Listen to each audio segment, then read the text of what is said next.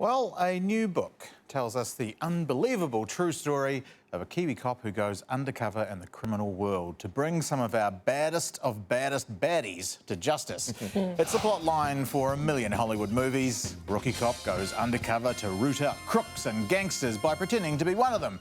In the new memoir, Crime Time, we enter the mustachioed world of New Zealand policing in the late 70s, when young Dunedin cop Mark van Leewarden is living a dangerous double life as Mark Munro, a rich kid turned bad, surviving hits on his life and even becoming linked to a murder. Mark takes us on his wild ride from green cop to top fraud investigator who still goes to sleep with a shotgun under his bed.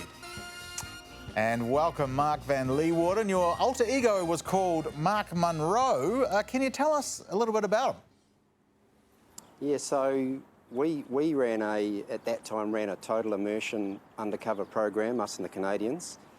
A lot of the other countries didn't do that, so you basically dropped in completely into the criminal scene and didn't basically come back out again. You know, it wasn't like just putting on a leather jacket and going down the road and doing goodbye and going home at the end of the day. So you developed a criminal persona. My cover was I was from down the South Island, trust fund sort of kid, and had gone off the tracks. How hard was it for you to turn back into your real self after playing that character?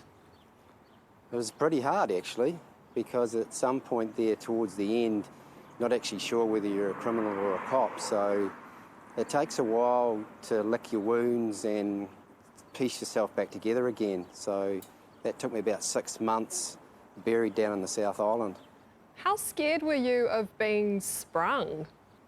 Well, every minute of every day you're scared that your cover's going to be blown. You know, whether you make a mistake yourself or you see someone from your previous life who knows you or a cop that you've worked with. But it's also a dangerous scene that I was in as well. People carrying guns and knives, and so, yeah, it's a constant level of fear that you have during that whole period. And how was your cover blown in the end? The running mate, the crime figure that I was running with, he ended up killing his girlfriend in the station hotel. We were together, him and me and a Black Power associate and the girlfriend. He stabbed her to death and she died in the hotel. So I obviously, as a cop, needed to provide the evidence to secure the murder conviction. But as a result of that, I then had a contract on me from the criminal underworld. Got to say, you look pretty respectable these days. Is that Mark Munro still inside you somewhere? Well, thanks for that. Yeah, he's in there, for sure. He comes out sometimes. Depends on the circumstances.